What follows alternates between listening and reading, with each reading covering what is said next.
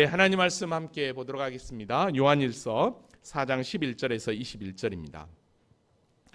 요한일서 강의 9번째 시간, 요한일서 4장 11절에서 21절 말씀, 우리 다 같이 한 목소리로 함께 합독하도록 하겠습니다. 시작. 사랑하는 자들아, 하나님이 이같이 우리를 사랑하셨은즉 우리도 서로 사랑하는 것이 마땅하도다. 어느 때나 하나님을 본 사람이 없으되 만일 우리가 서로 사랑하면 하나님이 우리 안에 거하시고 그의 사랑이 우리 안에 온전히 이루어지느니라. 그의 성령을 우리에게 주심으로 우리가 그 안에 거하고 그가 우리 안에 거하시는 줄을 아느니라. 아버지가 아들을 세상의 구주로 보내신 것을 우리가 보았고 또 증언하노니 누구든지 예수를 하나님의 아들이라 시인하면 하나님이 그의 안에 거하시고 그도 하나님 안에 거하느니라. 하나님이 우리를 사랑하시는 사랑을 우리가 알고 믿었노니 하나님은 사랑이시라. 사랑 안에 거하는 자는 하나님 안에 거하고 하나님도 그의 안에 거하시느니라. 이로써 사랑이 우리에게 온전히 이루어진 것은 우리로 심판날에 담대함을 가지게 하려 함이니 주께서 그러하심과 같이 우리도 이 세상에서 그러하리라. 사랑 안에 두려움이 없고 온전한 사랑이 두려움을 쫓아나니 두려움에는 형별이 있음이라. 두려움하는 자는 사랑 안에서 온전히 이루지 못하였느니라. 우리가 사랑함은 그가 먼저 우리를 사랑하셨습니다. 누구든지 하나님을 사랑하노라 하고 그 형제를 미워하면 이는 거짓말하는 자니 보는 바 그 형제를 사랑하지 아니하는 자는 보지 못하는 바 하나님을 사랑할 수 없느니라. 우리가 이 계명을 주께 받았나니 하나님을 사랑하는 자는 또한 그 형제를 사랑할지니라. 하나님은 살아계십니다. 살아계신 하나님은 여전히 변함없는 사랑과 은혜로 우리와 늘 함께 하시는 하나님이신 줄로 믿습니다. 여러분, 기분이 태도가 되지 않게라고 하는 책 혹시 보셨습니까? 이 책은 중국의 대표적인 심리상담 플랫폼에서 레몬 심리에서, 그러니까 플랫폼인 그러니까 레몬 심리라는 그런 단체에서 발간한 책인데, 기분이 태도가 되지 않게, 이 소제목이 기분 따라 행동하는 손해보는 당신을 위한 심리 수업이라고 이렇게 출판되어서 인터넷에도 이거에 대한 소개를 많이 하고 있는 걸 여러분들이 확인하게 될 것입니다. 휴가 때 이 책을 잠깐 이북으로 제가 읽게 되었는데, 짧은 책이어서 금방 읽을 수 있었는데 긴 울림이 있었습니다. 한마디로 이 책을 정리하면 다른 게 아니었습니다. 내 감정에 휘둘리지 않아야 기분을 잘 다스릴 수 있고, 나의 감정이 우리를 어떻게 변화시키는지 많이 생각하는 책이었던 것을 보게 됩니다. 사실 우리가 기분이 안 좋으면 어떻습니까? 나도 모르게 그 기분이 그대로 밖으로 표출이 되죠. 얼굴도 그렇고 행동도 그렇고. 그래서 그 사람의 얼굴만 보면 저 사람 건들면 안 되겠는데, 기분이 괜히 싸해집니다. 이런 기분 감정을 다스리지 못한 자들을 향해서 이 책에서 이렇게 권면을 하고 있는 걸 보았습니다. 제가 야구를 좋아하는데 기아가 요즘 한참 잘 나가잖아요. 근데 기아 어떤 선수인지 인터뷰를 했는데, 그 인터뷰에서 그 친구가 이렇게 얘기를 하더라고요. 어느 NC에 있는 어느 선배가 자기에게 이 책을 선물했대요. 기분이 태도가 되지 않게. 이 야구 선수들이 보면 막 이 스트라이크가 아닌데 이렇게 스트라이크 한다든지 어떤 일이 있을 때 막 방망이를 막 던지고, 헬멧을 막 집어 던지고 하는 그런 행동들이 카메라에 그대로 비치거든요. 이게 기분이 태도가 그대로 나타나는 거였죠. 그래서 이 친구가 그 얘기를 하는 거예요. 참 공감이 가면서 나를 계속해서 돌아본다라고 그렇게 인터뷰하는 걸 보면서 야, 참 이 친구가 이 책을 제대로 읽었구나라고 제가 생각을 했는데요. 이 책에서 이렇게 얘기하고 있더라고요. 거기서 몇 가지를 제가 추려봤는데, 기분과 태도는 별개라는 거예요. 그러니까 기분하고 우리 태도는 충분히 별개여서 이길 수 있다는 거죠. 그러니까 내 안에 저절로 생기는 기분이 스스로 어찌할 수 없는 거라면 태도는 다르게 할 수 있다는 거예요. 그러니까 좋은 태도를 보여주고 싶다면, 소중한 사람에게 상처 주고 싶지 않다는 마음만 있다면 우리는 충분히 내 기분하고 상관없이 태도를 선택할 수 있다는 거예요. 너무 공감이 가더라고요. 그러니까 우리는 얼마든지 내 기분이 태도가 되지 않도록 할 수 있다는 거죠. 이 부분에 있어서 최고의 아마 1등은 우리 주님인 것 같아요.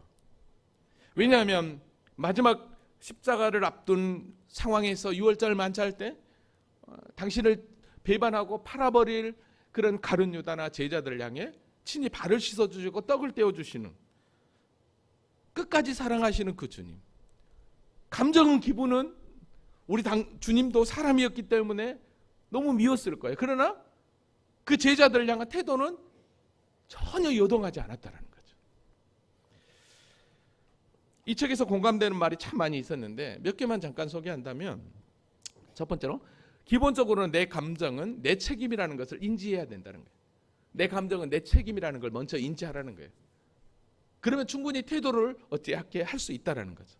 두 번째는 뭐냐면, 다른 사람에게 지적받을 때 어떤 태도를 보이는지 따라서 나의 그릇이 드러난다는 거예요. 그러니까 어떤 감정 때문에 내가 어떤 말이라든지 행동을 통해서 내가 어떤 태도가 드러나면 그게 그 사람의 인격이 되는 거예요. 아, 저 사람은 저렇구나 라게 판단하게 된다는, 평가하게 된다는 거예요. 불평한다고 해서 상황이 나아지지 않는다. 통제할 수 없는 것들에 대해 불평하는 것을 멈춰라. 불평을 멈추라는 거죠. 마지막으로 감정에는 좋고 나쁨이 없다. 감정에서 약이 되는 행동에 좋고 나쁨이 있을 뿐이다. 감정은 어쩔 수 없는 거죠. 그렇지만 그 감정을 통해 나타나는 행동은 다른 사람을 엄청나게 마음 아프게 하고 힘들게 한다는 거죠. 그래서 정말 우리가 마음을 다스리는가, 내 감정을 다스리는 게 얼마나 중요한지. 그래서 잠언서 기자가 이렇게 우리에게 이야기했던 것 같아요. 잠언서 4장 23절 같이 읽어볼까요? 자, 시작. 생명의 근원이 이에서 남이니라. 모든 지킬 만한 것 중에 더욱 내 마음을 지키라. 마음을 지킬 때 그게 어떡합니까? 내 삶 가운데 태도로 그게 분명하게, 선명하게 그렇게 나를 지배하지 않는다라는 거죠. 여러분의 마음은 어떻습니까? 여러분의 기분은 그 기분에 따라서 태도가 어떻게 나타나느냐는 거죠. 오늘 저와 여러분은 기분이 어떠한들 그 기분이 나의 태도가 되지 않도록 우리의 마음을 붙잡고 우리 주님을 더 닮아가는 제자로서 주의 영광을 위해서 전진하는 우리 모두가 될 수 있기를 주님의 이름으로 기도합니다. 자, 우리는 지금 계속해서 요한일서 말씀을 공부하고 있어요. 하나님과 예수 그리스도와 더불어 사는 삶, 그리스도의 삶의 방향을 우리가 이 요한일서를 통해서 공부하고 있어요. 지난 시간 말씀을 잠깐 생각하면 하나님은 사랑이시라, 도대체 그 사랑이 무엇인가에 대해서 우리가 분명하게 근본적인 질문을 함께 살펴보았습니다. 신앙생활하면서 우리는 다 영적 분별력을 가지고 있어야 된다고 그랬어요. 근데 무조건 영들이라고 다 믿지 말고 이 영이 하나님께 속해 있나 안 속해 있나 분별할 수 있어야 된다고 그랬어요. 왜냐하면 많은 거짓 선지자들이 세상에 나왔기 때문이라고 그랬어요. 이 얘기는 뭐예요? 거짓 영들도 판을 친다는 거죠. 그렇지만 분명한 것은 우리가 하나님께 속한 영에 속해 있느냐 거짓 영에 속해 있느냐는 다른 게 아니었습니다.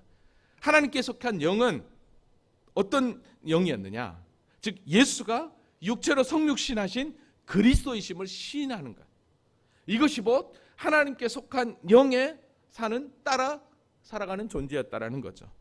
그러니까 예수가 결코 육체로 오신 하나님을 부인한다라고 하는 것은 이 영은 하나님께 속한 영이 아니라 세상에 속한 적그리스도의 영인 것을 우리가 확인할 수 있었습니다. 그러니까 하나님께 속하여 있느냐 적그리스도에, 세상에 속하여 있느냐, 그 차이는, 그 중심의 기준은 예수 그리스도였던 거죠. 그러니까 우리의 구원은 결국 천국과 지옥도 그 기준은 예수 그리스도였던 거죠. 그래서 우리가 예수 그리스도 안에, 즉 하나님 영에 속해 있느냐 속해 있지 않느냐는 내가 그 하나님의 영에 이끌려 사느냐 살지 않느냐, 그 차이였던 것을 보게 됩니다. 그래서 세상은 세상의 영에 이끌려서 세상 말을 하게 되어 있었던 것을 알게 되죠. 그래서 오늘 저와 여러분의 삶은 우리가 어디에 속해 있느냐, 하나님께 속해 있느냐, 거짓의 영에 속해 있느냐, 즉 진리의 영에 속해 있느냐, 미혹의 영에 속해 있느냐, 분별할 줄 알아야 된다고 그랬습니다. 그래서 진리의 영에 속한 자들은 자동적으로 어떻게 합니까? 사랑으로 나타나게 되어 있어요. 왜요? 하나님은 사랑이시기 때문에. 그래서 하나님이 사랑이시기 때문에 하나님이 영에 속한 자들은 어떻게 합니까? 당연히 사랑으로 나타나게 되어 있는 거죠. 그러면 그 하나님의 사랑이 우리에게 당연히 나타나게 되는데, 그럼 그 사랑이 뭐였느냐? 그게 네 가지로 설명했죠. 그게 뭐였습니까? 사랑이 우리에게 이렇게 나타난 바 되었으니, 나타난 사랑. 그 다음에 하나님이 자기의 독생자를 세상에 보내심은 보내신 사랑. 그로 말미암아 우리를 살리려 하심이니 살리신 사랑. 그리고 마지막으로 사랑은 여기 있으니 우리가 하나님을 사랑한 것이 아니요 하나님이 우리를 먼저 사랑했다는 먼저한 사랑. 기억나십니까? 그래서 하나님은 우리를 향해 이런 사랑을 해주셨어요. 나타낸 사랑으로, 보내신 사랑으로, 살리신 사랑으로, 먼저한 사랑으로. 그 사랑을 우리가 받았기 때문에 그 사랑 안에 온전히 거하는 자는 자동적으로 하나님의 영에 속한, 진리의 영에 속한 자로 하나님의 뜻을 쫓아간다라고 그랬습니다. 자동적으로, 그러니까 그 사랑이 우리 가운데 전가되어 우리가 나타나게 되어 있죠. 자, 그렇다고 한다면 오늘 본문은 이렇게 사랑의 원형인 그 하나님의 그 사랑을 우리가 이렇게 받았는데, 그러면 이런 사랑을 받은 우리가 어떤 믿음 가운데 있어야 되는가, 그거에 대해서 실제적으로 우리에게 증명합니다. 그러면서 그 사랑의 힘이 무엇인지를 우리에게 소개하는데요. 여러분, 이게 얼마나 우리에게 위로되고 힘이 되는지 모릅니다.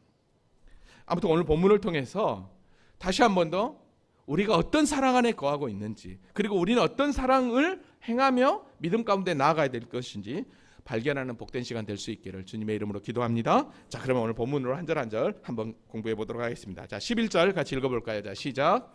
사랑하는 자들아, 하나님이 이같이 우리를 사랑하셨은즉 우리도 서로 사랑하는 것이 마땅하도다. 아멘. 사랑하는 자들아, 하나님이 이같이 우리를 사랑했다. 자, 이같이 우리를 사랑했다는 거 무엇입니까? 조금 전에 했던 나타난 사랑, 보내신 사랑, 살리신 사랑, 먼저 한 사랑.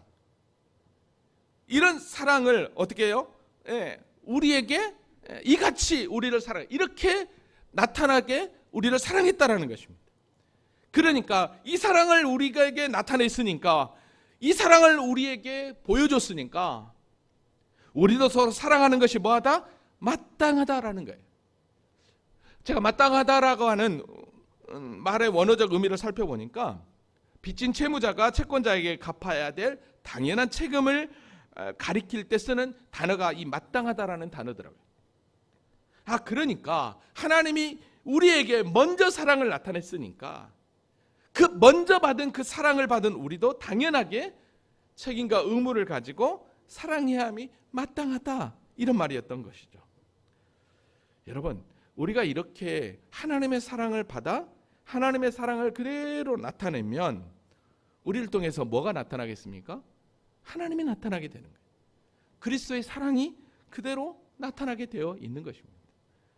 여러분, 왜냐하면 우리가 전혀 그전에는 이런 걸 알지 못했는데 교회 다닌 이후로부터 삶이 바뀌는 거예요. 말하는 게 바뀌는 거예요. 행동이 바뀌는 거예요. 결국은 무엇입니까? 하나님의 사랑이 내 안에서 발산되고 있잖아요. 그러니까 내 안을 통해서 하나님은 보이지 않지만 그 하나님을 볼 수 있게 되는 거예요. 여러분, 그래서 오늘 본문 12절에 이렇게 이야기하는 거예요. 어느 때나 하나님을 본 사람이 없을 때, 아무도 하나님을 본 사람이 없어요. 근데 만일 우리가 서로 사랑하면, 즉 우리 안에 하나님께 받은 그 사랑을 그대로 반사시키면, 그대로 나타내면, 여러분, 반사한다는 말, 리플렉스, 이게 뭐예요? 하나님 앞에 영광 돌린다는 말과 똑같은 거예요. 만일 우리가 서로 사랑하면, 그대로 그 사랑을 반사시키면 뭐예요? 하나님이 우리 안에 거하시고 그의 사랑이 우리 안에 온전히 이루어진다라는 거예요. 여러분, 여기서 온전히 이루어진다라고 하는 것은 정해진 목적지에 도달한다라는 의미입니다. 어떻게 우리가 온전함에 이르는 목적지에 이르게 된다라는 거예요? 서로 사랑하며. 여러분, 그 당시에 영주주의 이단들은요, 어떤 신비적인 영적 체험을 통해서 하나님을 안다라고 그랬습니다. 하나님을 본다라고 그랬습니다. 근데 요한은 그게 아니었습니다. 신비적인 영적 체험이 아니었습니다. 지금 하나님께 받은 그 사랑을 그대로 반사시키면 하나님이 내 안에 거하고 그 사랑 안에서 우리가 온전함을 이루고 된다라는 거죠. 그렇습니다. 하나님은 멀리 있지 않았습니다. 우리가 서로 사랑하면 하나님은 너무나 더 가까운 곳에서 우리는 확인할 수 있는 것입니다. 성경에는요, 이런 하나님, 우리 안에 거하시는 그 하나님, 그 거하시는 하나님을 통해 어떻게 하나님의 사랑이 나타내는가가 여러 군데 나와요. 그 가운데 몇 군데간 소개하면, 여러분, 우리는 요셉을 잘 압니다. 형들의 모함에 의해서 미디안 상인에게 팔리고 아주 그냥 노예로 애굽으로 갔던 그가 나중에 총리가 되죠. 그리고 형들을 만나고 난 이후에, 그리고 나서 마지막에 그 형들에게 이런 고백을 하는 것을 보게 됩니다. 창세기 50장 20절에 보면, 당신들은 나를 헤아려 하였으나 하나님이 그것을 선으로 바꾸사 오늘과 같은 많은 백성들의 생명을 구원하게 하시려 하셨나. 하나님은 그것을 선으로 바꿨다는 거예요. 분명히 형들의 모함을 받고 미움을 받아 버림을 받았는데, 근데 지금 이 요셉은 어떻게 합니까? 하나님이 그것을 선으로 바꾸셨다라는 거예요. 즉 하나님의 사랑으로 내가 지금 이 자리에 있다는 거, 이런 은혜를 누렸다는 걸 알기에 어떻게 합니까? 그 사랑을 그대로 지금 전가시키고 있는 거예요. 아버지가 죽으니까 형들이 두려워 떨고 있었잖아요. 특별히 요한복음을 우리가 공부해서 알지만 요한복음 21장에 보면 자신을 저주하며 3번이나 부인했던 베드로, 근데 그 베드로를 찾아가셔서 사명을 주고 주님의 사랑을 온전히 나타냈던 걸 보면 사랑의 완결판이라고 할 수 있죠. 그래서 베드로뿐만 아니라 많은 사도들에게 배도하지 않고 끝까지 복음의 증인으로 달려갔던 걸 보게 됩니다. 여러분, 먼저 받은 그 사랑이 얼마나 크냐면, 여러분 마태복음 18장에 보면 이런 내용이 나와요. 우리가 잘 아는 대로 여러분, 어떤 임금이 결산을 하게 돼요. 그래서 한 종을 부릅니다. 근데 그 종은 그 임금에게 1만 달란트를 빚졌어요. 갚을 능력이 없는 거예요. 그 당시에 한 달란트는 15년치 품삯이에요. 노동자 15년치 품삯이 1달란트예요. 그러면 1만 달란트는요, 얼마일까요? 거기다 동그라미를 많아요. 그죠? 도저히 갚을 수 없어한 주인은 이렇게 얘기해요. 야, 너 네 몸하고 아내, 자식과 모든 소유를 다 팔아서 갚아 했거든요. 근데 도저히 갚을 수 없죠. 이 어마어마한 돈을 어떻게 갚을 수 있겠습니까? 그래서 임금은 이 종을 불쌍히 여겨 다 탕감해 줘버립니다. 그런데 문제는 이 빚을 탕감받은 이 종이 가다가 자신에게 100데나리온 빚진 자를 만나게 됩니다. 100데나리온, 한 데나리온은 노동자 하루 품삯이에요. 100데나리온은 100일치 품삯이에요. 이건 비교도 안 될 만큼 어마어마한 금액이죠. 근데 어떡합니까? 그 동료의 목을 잡고 빚을 갚으라고. 자기는 1만 달란트 빚을 탕감받았는데 100데나리온 빚진 자를 멱살을 잡고 돈 갚으라고. 그러면서 옥에다 가둬버립니다. 여러분, 이거는 뭘 의미합니까? 1만 달란트 빚진 자는 바로 저와 여러분이에요. 바로 제 값으로 판단할 수 없겠지만 하나님은 그렇게 우리를 탕감해 줬단 말이에요. 근데 저와 여러분은 어떻게 합니까? 그런 은혜를, 그런 사랑을 받았는데 어때요? 100데나리온 빚진 자에게 멱살을 잡고, 그게 오늘 우리가 아닌가 말이죠. 여러분, 죄의 무게를, 죄의 값을 정할 수 있을까요? 죄의 값은 절대로 정할 수 없어요. 측량할 수 없어요. 왜냐하면 그 죄의 값을 갚기 위해서 하나님이신 아들 예수가 십자가에 죽었거든요. 그렇다고 한다면 온 우주 만물을 만든 창조주 그 하나님께서 친히 십자가에 죽으셨다? 그게 죄값이에요. 저와 여러분이 치러야 돼요. 근데 그런 은혜를 우리에게 베풀었다? 근데 먼저 우리 주님이 그 사랑을 나에게 허락해 주셨다? 근데 그 사랑을 저와 여러분에게 전가되었다? 그러면 우리가 어떻게 해야 되겠냐는 거죠. 그래서 우리가 진짜 사랑은 하나님의 은혜를 바로 알 때 진짜 사랑을 경험하게 되는 것입니다. 그래서 너가 진짜 하나님의 사랑을 아느냐? 그러면 그 사랑을 어떻게 실천해야 되는지 우리를 그냥 내버려두지 않았어요. 그래서 하나님이 우리에게 뭘 보내주셨느냐? 성령 하나님을 보내주신 거예요. 우리의 힘으로는 우리의 능력으로는 할 수 없으니까. 여러분, 그래서 오늘 본문 13절에 이렇게 얘기합니다. 그의 성령을 우리에게 주심으로. 우리는 도저히 할 수 없어요. 주님의 사랑을 우리가 그대로 나타낼 수 없다니까요. 근데 성령님이 우리 안에 계시니까 주님의 사랑을 그대로 반사시킬 수 있는 거예요.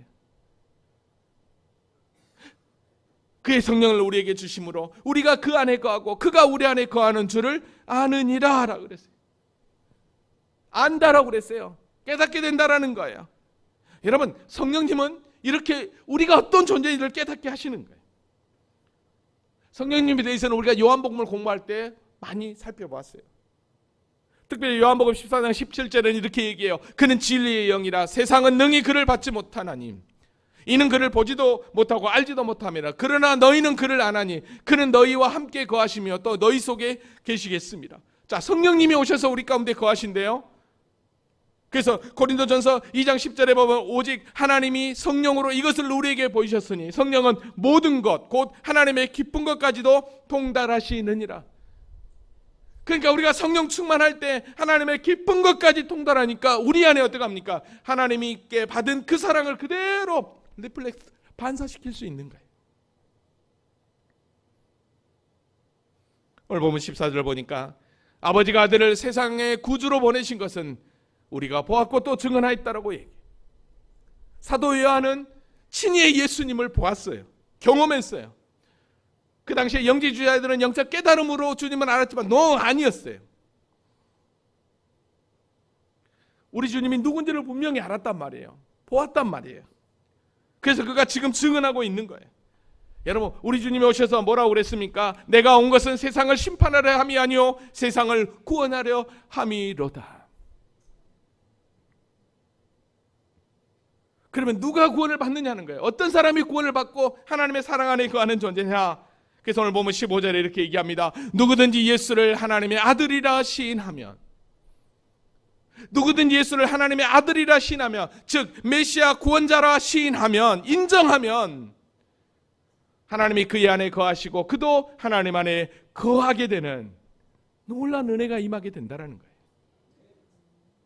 진짜 하나님이 우리에게 메시아를 보내신 예수가 하나님의 아들이고 그리스도라는 것을 저와 여러분이 입으로 시인하면, 그리고 마음으로 믿으면 우리 안에 하나님이 거하시고 우리 안에 그 하나님의 사랑이 자동적으로 나타나게 되는 줄로 믿습니다.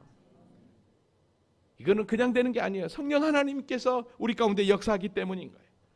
그래서 갈라디아서 4장 6절에 너희가 아들임으로 하나님이 그 아들의 영을 우리 마음 가운데 보내사 아빠 아버지라 부르게 하셨느니라.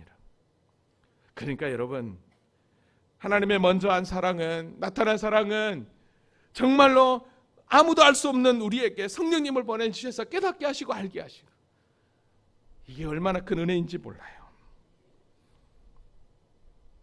그 당시에 많은 유대인들은, 아니 지금도 마찬가지지만 예수가 그리스도 하나님의 아들이라는 걸 거부했어요. 그 당시에 영지주의자 이단들도 마찬가지였죠. 그런데 어떤 이들은 그분이 바로 그리스도라는 걸 고백하고 있다는 거예요. 그런데 2000년이 지난 지금 이 시대 저와 여러분이 말씀을 통해서 주님이 나의 구주 하나님이라는 것을 고백하고 있다는 게, 이게 놀랍지 않습니까?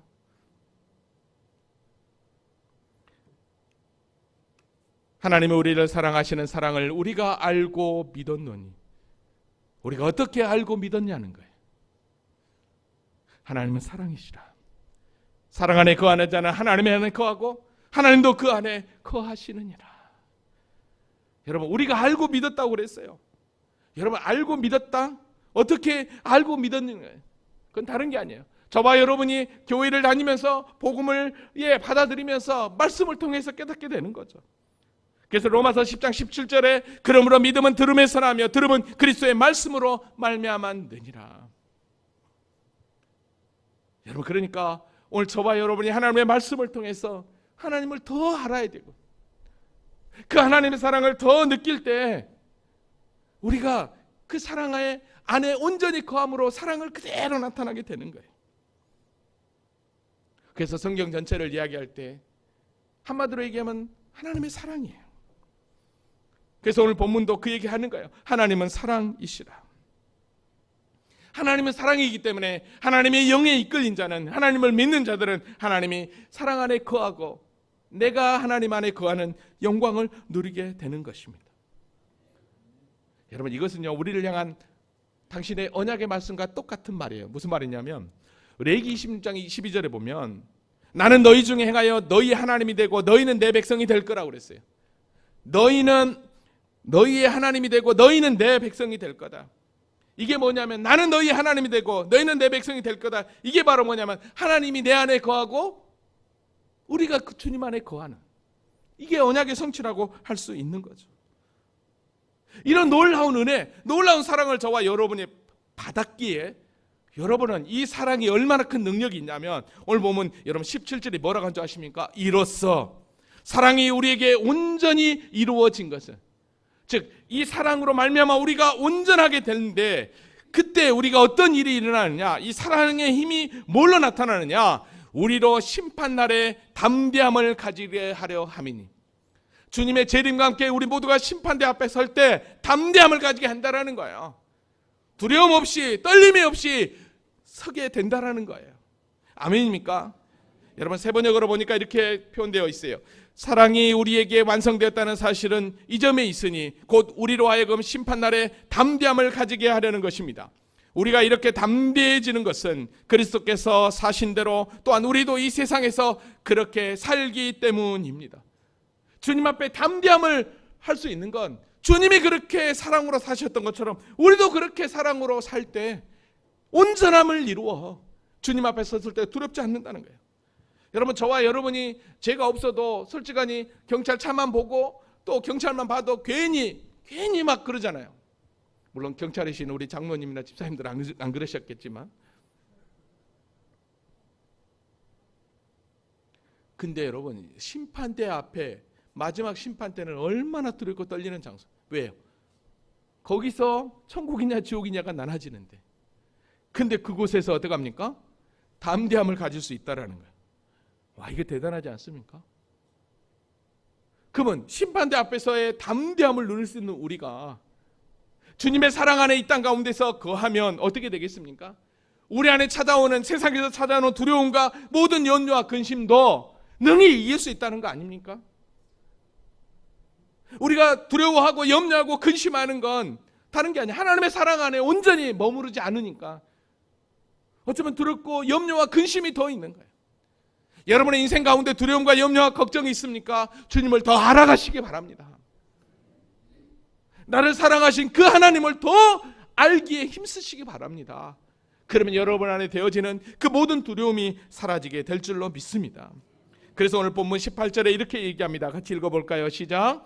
사랑 안에 두려움이 없고 온전한 사랑이 두려움을 내쫓나니 두려움에는 형벌이 있음이라. 두려워하는 자는 사랑 안에서 온전히 이루지 못하였느니라. 아멘. 세 번역으로 보니 이렇게 얘기합니다. 사랑에는 두려움이 없습니다. 완전한 사랑은 두려움을 내쫓습니다.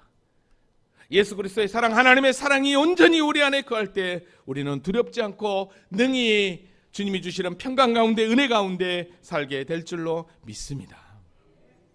그런데 두려워하는 자는 사랑 안에서 온전히 이루지 못한다고 그랬어요.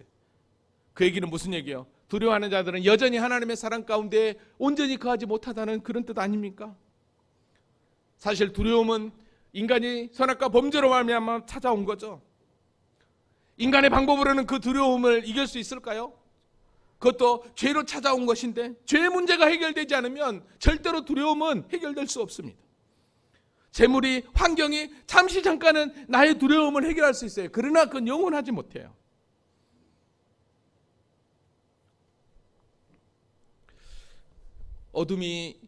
두려움이 어둠이라면 여러분 사랑이 빛이라는 의미예요. 그러니까 빛이 있는 곳에 어둠이 사라지죠. 여러분 보세요.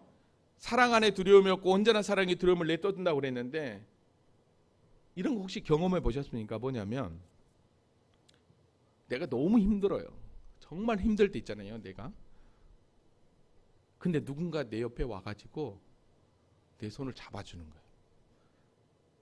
그리고 말을 안 해도 같이만 있어줘도 왠지 내가 힘을 얻고 위로를 얻는 거예요.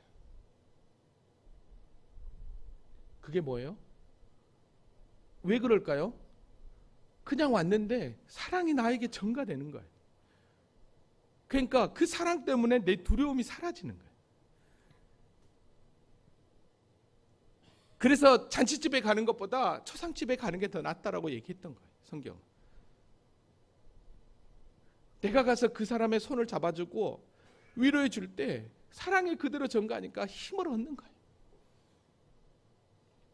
제가 복실 권사님하고 통화를 하면서 저도 경험을 한 거니까 저희 두 누님을 부모님이 살아 계시는데 먼저 떠나보냈어요. 수요예배 시간에 끝나고 이 얘기를 듣고 우리 조매 권사님과 우리 영호 장로님이 바로 복실 권사님께 달려갔다고 그래요. 근데 권사님도 경험을 했거든요. 어머님이 계시는데 작년에 동생을 먼저 하나님이 부르시고 경험한 거니까 누구보다도 더 아파할 분을 손잡아 줄 수 있는 거예요. 사랑이 전가되는 거예요. 그러니까 사랑 안에 두려움이 없고 온전한 사랑의 두려움을 내쫓게 되는 거예요. 여러분 교회는 하나님의 교회는 이런 사랑으로 하나 되는 교회가 되어야 될 줄로 믿습니다. 내가 힘들고 어려울 때 옆에서 손을 잡아주고 위로해주는 그런 사랑의 공동체, 이게 진짜 하나님이 기뻐하는 교회 아닐까요? 할렐루야. 오늘 보면 19절로 가봅시다. 우리가 사랑하면 그가 먼저 우리를 사랑하셨습니다. 다시 한 번 더 얘기해요. 먼저 하나님이 사랑했다라는 거예요. 주님이 먼저 나를, 솔직히 여기서 주님이 먼저 내가 사랑받을 자격이 있어서 먼저 받은 분 계신가요? 제각인 것 같은데. 없어요. 먼저 한 사랑이 어떤 사랑인지 여러분 우리에게 분명하게 얘기해요. 로마서 5장 6절을 보니까 우리가 아직 연약할 때에 우리가 아직 죄인 되었을 때에 우리가 원수 되었을 때에 먼저 사랑했다라는 거예요. 이게 은혜인 거예요. 이 사랑이 우리에게 파도처럼 밀려와서 지금 저와 여러분이 구원받은 하나님의 자녀가 되었으니 그래서 이제는 두려움이 없이 하나님 앞에 담대히 설 수 있고 뿐만 아니라 이제는 그 사랑 안에 온전히 거하는 삶 가운데서 믿음의 길을 걸어갈 수 있으니 이게 웬 축복이냐는 거예요. 그래서 너희가 정말 하나님의 사랑 안에 거하느냐? 이런 두려움을 이길 수 있느냐? 그건 다른 게 아니었습니다. 여러분 보이지 않는 하나님은 내가 하나님을 믿는지 안 믿는지 사실 검증하기가 힘들어요. 사실 보이는 하나님을 사랑하는 것은 검증하기가 힘들어요. 사실 물론 교회 열심히 다니고 헌금 생활하고 봉사하면 참 저 사람 교회 열심히 하나님을 사랑하는구나라고 검증이 될 수 있겠죠. 그러나 그거는 뭐 주일이나 교회에 봉사할 때지만 평상시에 삶 가운데. 근데 정말 하나님을 사랑한다라는 검증이 뭘로 나타나는지 아십니까? 여러분 이게 오늘 본문 20절입니다. 누구든지 하나님을 사랑하고자 하고 그 형제를 미워하면 이는 거짓말하는 자니. 무슨 얘기죠? 누구든지 하나님을 사랑하고자 하고 그 형제를 사랑하면 이는 참말이니. 이는 하나님을 사랑한다는 걸 검증함이니. 이런 의미예요. 근데 사랑하고나 하고 하나님을 믿느라고 형제를 미워하면 형제 사랑이 없으면 뭐예요? 거짓말하는 자래요. 보는 바 그 형제를 사랑하지 아니하는 자는 보지 못하는 바 하나님을 사랑할 수 없느니라라고 얘기해요. 그러니까 오늘 저와 여러분이 진짜 하나님의 사랑을 받고 먼저한 사랑을 받고 두려움이 없이 하나님 앞에 서는 놀라운 축복의 주인공이 되었다면 자동적으로 우리는 어떡합니까?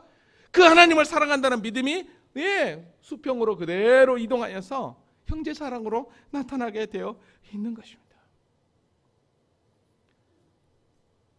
사랑하는 성도 여러분, 내가 좋아하는 사람만 사랑하면 어떻게 되겠습니까? 그거는 진짜 사랑이라고 할 수 없죠. 미워하는 사람까지도 사랑하는 건 그게 진짜 사랑 아닌가? 여기 그림의 영상에도 나온 것처럼 자신을 배반하며 바라는 길 가른 유다를 끝까지 발을 씻어주시고 배반할 줄 아는 제자들을 향해 끝까지 사랑하시는, 이거를 친히 요한은 보았거든요. 그래서 요한복음을 기록한 사도 요한이 요한복음 13장 1절에 이렇게 고백하고 있잖아요. 6월절 전에 예수께서 자기가 세상을 떠나 아버지께로 돌아가실 때가 이른 줄 아시고 세상에 있는 자기 사람들을 사랑하시되 끝까지 사랑하신 자. 자기 사람들은 제자거든요. 끝까지 사랑하셨어요. 끝까지 사랑. 끝까지 사랑. 이 끝까지 사랑하면서 우리 주님께서 제자들에게 주신 말씀이 있어요. 그게 계명이거든요. 우리가 이 계명을 주께 받았으니 하나님을 사랑하는 자는 또한 형제를 사랑하느니라. 그 계명이 무엇이었느냐? 요한복음 14장 34절 35절 새 계명을 너희에게 주노니 서로 사랑하라. 내가 너희를 사랑한 것 같이 너희도 서로 사랑하라. 너희가 서로 사랑하면 이로써 모든 사람이 너희가 내 제자인 줄 알리라.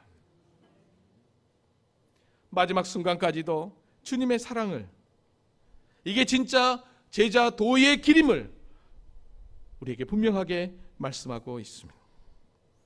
그렇습니다. 진짜 사랑은 하나님의 사랑으로부터 시작됩니다.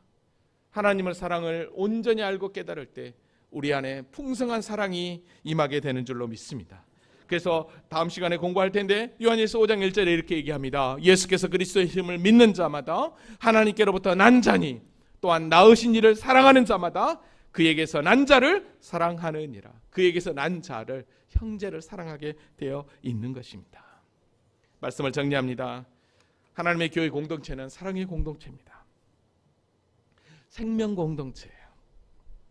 보이지 않는 하나님을 사랑한다고 하면서 여전히 우리가 형제 사랑을 못한다고 한다면 우리의 믿음은 꽝이에요.